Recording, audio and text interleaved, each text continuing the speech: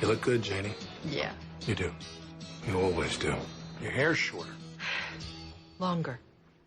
I like it. All right, talking about it's complicated. You know how I've said before to you, and we've had this fight, how it's not fair how you review stuff from the mindset of being inside the body of someone that you can't possibly be, like reviewing kids' films from the viewpoint of a 12-year-old girl. You can't possibly do that. The 12-year-old. Yes, girl. I was going to say it repeatedly. Now he has not. But in this I was 17 at the time, which made it okay. This is from the viewpoint of a 60-year-old. This is from the viewpoint of a 60-year-old woman, and you're. I think you're right now inside the body of one. If you don't look under the table. He's been inside a lot of 60-year-old women. That's your favorite. And they tie their boobs around their back. It's just like they're flat. Well, it gives me something to hold on to. Like reins. Yeah. Just like flying one of those dragons in Avatar. Do you get to plug your hair in too? In this movie, damn, you made it sound like the way I review movies. It's like I have to go into a chamber and transfer my mind to the body of somebody else. There's a TV series in that. The movie review Tron 2000. But in this film, reason why I like it because you do make a good point. We have sort of a sex comedy here with people who are over 50. Yeah. And over 50. The funny thing is, okay, Alec Baldwin is playing a guy who's in his 50s, which I don't think he actually is. I think he's in his late 40s. He's playing older than he actually is. That fool is in his 50s, man. I was going to say. You know what? He's about to turn 50. Yeah, he's about to turn 50. He's right on the cusp of 50. Yeah, he's playing a character who's in their mid-50s, and he's not actually that old. He's playing up. Shit, his stomach looks that old. Which is refreshing. Well, to me, that's one of the beauties of this movie. Is like, one, it's a rom-com about people who are older, which you barely see. Yeah. Who are older, they're sexually active. It's more honest. This is like the second one after Something's Gonna Give, really, which was really same good. Director here. Is it? Nancy Myers. Well, that was a really good film. I like that a lot. This one, I like it. I didn't like it a lot. I mean, you know what? There's stuff that's funny here, and there's stuff that's just gross and inappropriate. Where you're like, wow, I never wanted to see Alec Baldwin grabbing Meryl Streep's pussy and like shaking it. Shit, but I bet your mom liked it. Yeah. No, actually, she just thought it was okay. Yeah, your mom's looking at that and she's like, I wish you'd do that to me. The only reason your mom said, I thought it was just okay is because your dad was sitting right next to her. Yeah, that's probably true. I don't want to say that. I bet your mom was like, I fucked that Alec Baldwin 6 days from Sunday. And don't be talking about my mom. I didn't want to say anything, but I saw your dad's hand disappear down her crotch like a jackrabbit down a hole. Okay. I don't want to say nothing. I don't like where this is they going. do that at dinner. Okay. but we're going on about older people having sex because that's what's going on here. I mean, and it's not just, two people meeting each other and having sex. I mean, these are people having like really taboo affairs that are going on.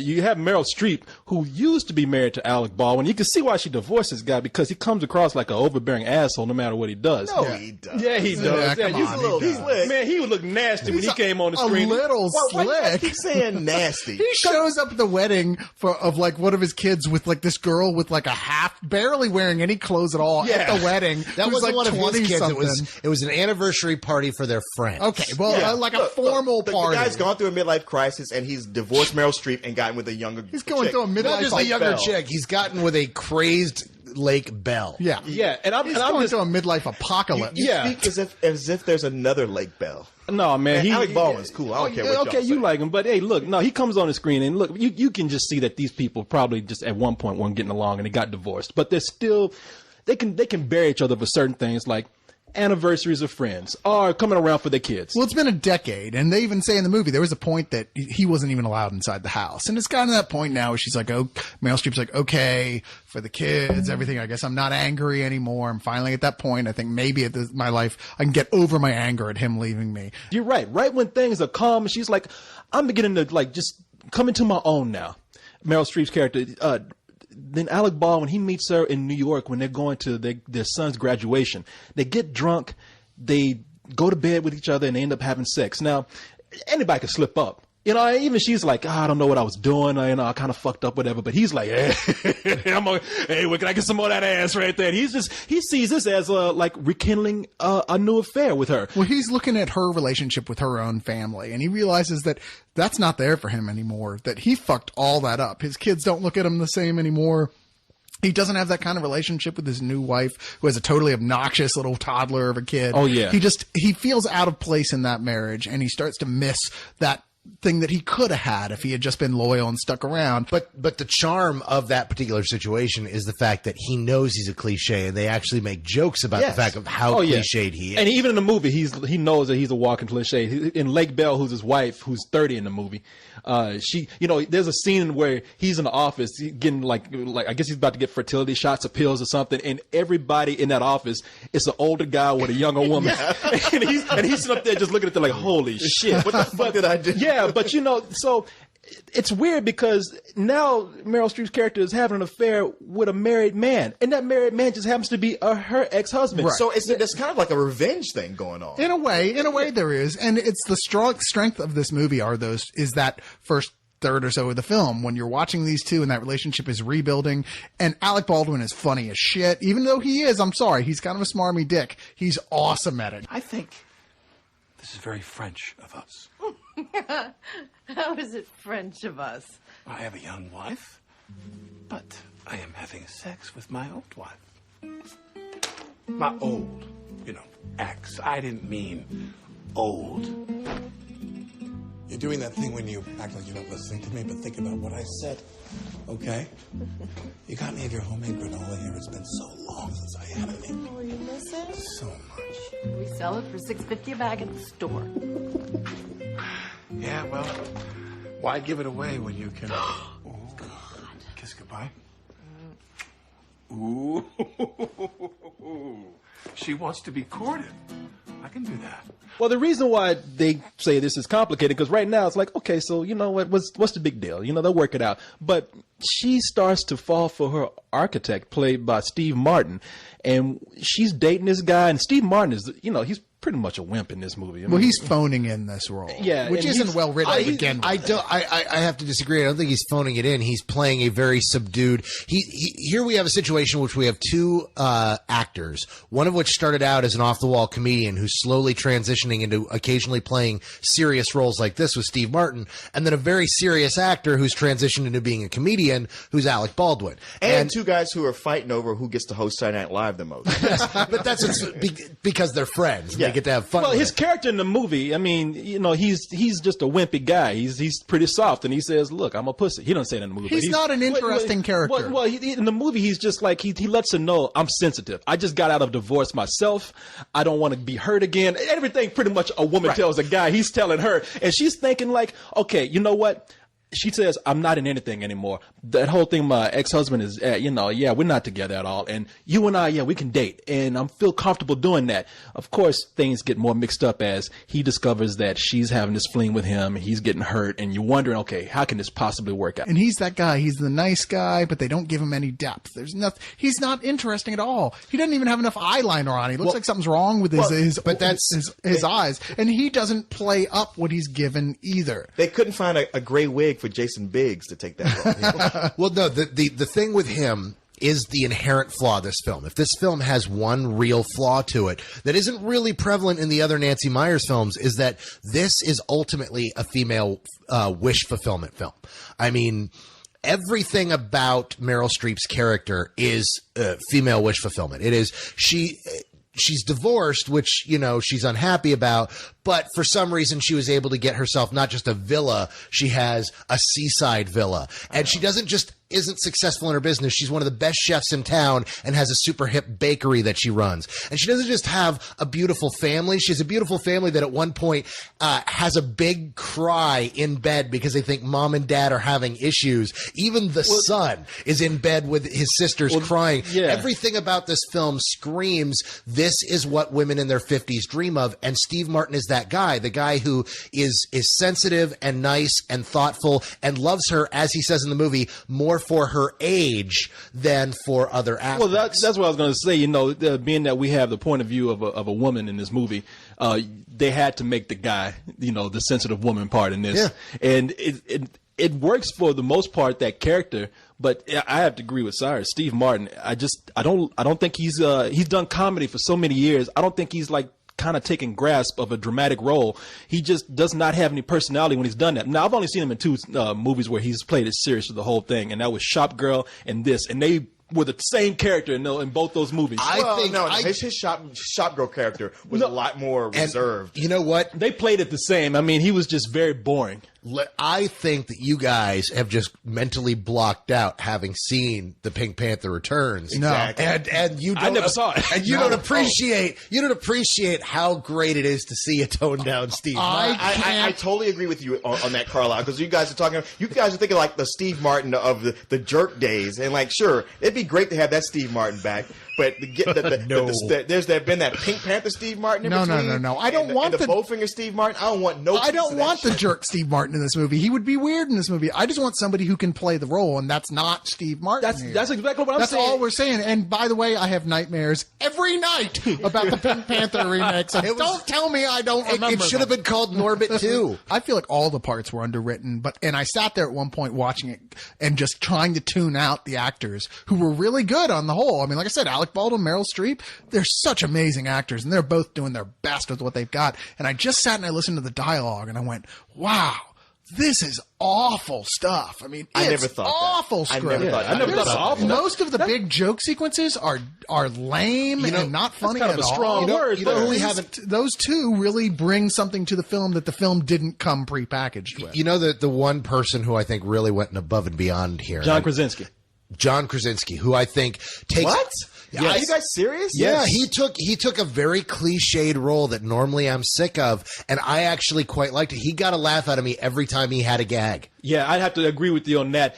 There's one great moment in the movie for me where he sees Meryl Streep in the hotel. In the hotel, Alec Baldwin and Meryl Streep going in. He's trying to hide this because he's married into the family, so he's trying to protect his wife, who's their real daughter, from seeing all this. And he's and it's screwball at this moment, but it's screwball that works because it's not over the top. And John Krasinski has enough physical humor, not to push it too much, but just enough with his facial expressions and his body language. Because like that part when Alec Baldwin came out and he was sitting up there all worried, he had his head in his hand, his hair all frazzled. I'm like, this guy's a natural at this kind of comedy. No, I think Krasinski is so likable, but he didn't really impress me. I think he stands out here only because the rest of the kids are almost non-existent. They're just like, there's nothing to them. Yeah, they're mannequins, and he's the only one of the rest of the family that has any personality at all. Well, because again, that's that female wish fulfillment thing where these are the perfect carbon copy kids. These kids have no personality. They're just there to exist to be perfect little dolls. And to be so sensitive. Are you and Dad getting back together? Yes we are. Aren't you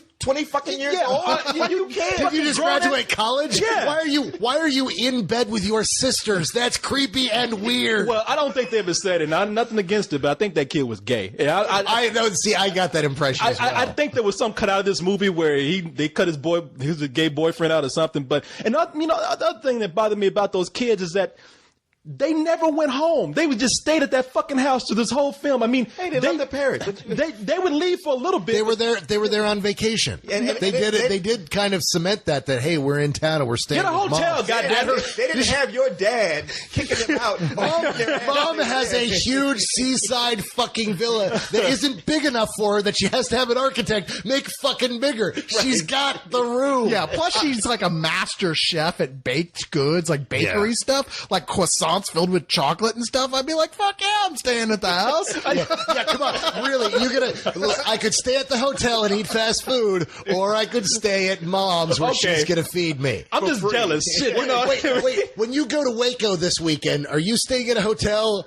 I'm staying at Hotel de Irma Coleman. Yeah, shut the fuck up. I'm just mad because your mom doesn't cook like that, right? No, my mom cooks like, it's never gourmet like that, but she can cook. My mom, gourmet hog mom, macaroni. I'm going back. I'm going home here in 2 weeks, and I'm looking forward to it because my mom was a hotel cook. And from Hollywood hears this review, I really don't, because there's going to be a Queen Latifah version of this movie now that you're talking about your mom. Oh yeah, it'll be like it's complicated too. Corey's mom. Yeah, it's called It Be Complicated. I was just about, God damn it, It Be Complicated. And I'm just mad because they're the white family that I always want to be adopted by, Yeah. Like they're the white family I want to be adopted by, that played game night, sat around and watched movies, That was my family. Yeah, exactly. What's your mother doing this weekend? Because, I try to play, hey, Dad, you want to play Monopoly? Get the fuck out of my face. Okay, hey, man, you want to go stay with Cyrus' mom, just put on an Alec Baldwin mask. You are in like Flint. She can't this weekend. She's going to receive her Pulitzer Prize, but it's okay. Can't you see me at the door? Hey, I'm Alec Baldwin. Can I come in? Wow, you're looking pretty nice in your nightgown there. You ain't no Alec Baldwin. However, I do have a fantasy. Wow, I've always fantasized about Alec Baldwin with black hands. Can we stop talking about my mom again and get back to Corey's mom where this review was at? Okay. But you know, man, I really did. This movie, it just gets by on two people, and that is Alec Baldwin and Winona Ryder. No, what's her name? Winona Ryder. And Meryl Streep. No, And John Krasinski. And John Krasinski. But he's only three people. Well, he's only in small doses. I'm talking about the people who carried this movie. They were great together, and I really enjoyed watching them through the whole movie and how they would just. It was almost like they were dating again. And it's good to see these older actors play these roles that are usually reserved for younger people. And I loved, I talked about Alec Baldwin saying how nasty he is, but don't get me wrong. I meant that kind of as a compliment because I liked him in the movie. Yeah, I was going to say. Because how could you talk bad about it? I mean, no, and you know, and it's one, he's playing a role where he is slimy and likable. I mean, and I don't think people realize how much they're going to like this guy. And when they I don't think people understand how much Corey identifies with. Yeah, him. you know. No, to be fair, you though, can't help but root for him. through the whole movie. even though if Steve Martin had been playing that role better, even if it had been written better, Alec Baldwin, you still root for him. You're like, yeah, you're a You know scumbag, what? but you're so good at it. I want to party with you, dude. Well, that's the thing. You were looking at him and it's like, there's no way this Steve Martin guy's gonna fuck you like this Alec Baldwin character Yeah, is. No, yeah, no, no way. I mean, she's gonna be on top the whole time. He's gonna be like, "Ow, you're hurting me." You know? But but There you know, are other positions? But you know, I really do like the movie. I agree with you that it's weak in some parts where we steer away from. Here's one of the things I really dislike too: the editing in the movie and the direction. Great script, I thought, in certain aspects, but the way it was directed, bad, man. Because it was like just parts where they just stopped for people to have a reaction shot. Like somebody be talking, somebody just looked like, you know, a dog in a movie, like, oh, you know, cocking their head and shit. I'm like, you know, I don't know if this could have been directed any better, or edited any better, but it's sure standing out right here. But other than that, I enjoyed the film enough to give it a matinee. Why are you looking at me? I was like, what did I say? Come on. Black guy, white guy, black guy. Oh, is that how we're doing it? Okay, how all right, we fair normally enough. do it. It varies, you know. I never know what y'all's plan is, but you know what? I can't agree with you on most of that. I thought the script was lame on the whole. I think it's a good story and a good concept because honestly, there was a point I didn't know who she was going to end up with. I went, this script could go either way, but the dialogue is just atrocious at points, and all the comedy bits fall almost completely flat. The strength is Meryl Streep and Alec Baldwin, whose chemistry is so good that just their facial expressions made me laugh at points more so than what they were saying. And I will give it a high rental based on that. Yeah. Well, Cyrus, except for the part about how good they were, I guess I have to like almost completely disagree with you, which is so rare. You know, I gotta say, like, you know, you guys bring up all the faults about the movie, and it's some of it I would argue with, some of it I wouldn't. But for the most part, this falls into that category of movie where, like, sure, there's plenty of things wrong with it, but the things I like about it, I love about it. And especially Meryl Streep and Alec Baldwin. I mean, we've talked about them so much, but Meryl Streep was so good. It's like, you always think of her being an actress who can take these big, important roles and do something great with them. But here she took something that's not that big and glamorous and still was amazing at it. And I love seeing her in every frame. And Alec Baldwin is always a treat when he does comedy. And for me, personally, I'm just saying, for my enjoyment level, it was a full-price movie. If I'd paid full price and seen this, I'd have walked out feeling happy about it. I've got to stray from all of you guys. I liked it. I thought it was cute, but it's ultimately forgettable. I think my mom's going to love it, but it just wasn't meant for me. I think everything just plays a little too much. It's made for 45 and up women, and it just didn't connect. I give it a rental. I think if you're a 45 and up woman, I think it's a matinee, but personally, it's a rental. I watched it once. I'll never see it again, and we'll forget we've seen it a few weeks from now. I don't want to ever hear this. I don't like romantic comedy bullshit thing again. Because I thought this was one of the better ones. I disliked a romantic comedy to a No. You always accuse Corey of never liking romantic comedy. Because he never likes romantic comedies. He liked this one. Like this yes, one. he likes one every 5-6 months. That does not make you a lover of romantic comedy. It makes me a lover of the good one. I'm having an affair with a married man. You're not saying. Oh, yes, I am. I'm a bit of a slut.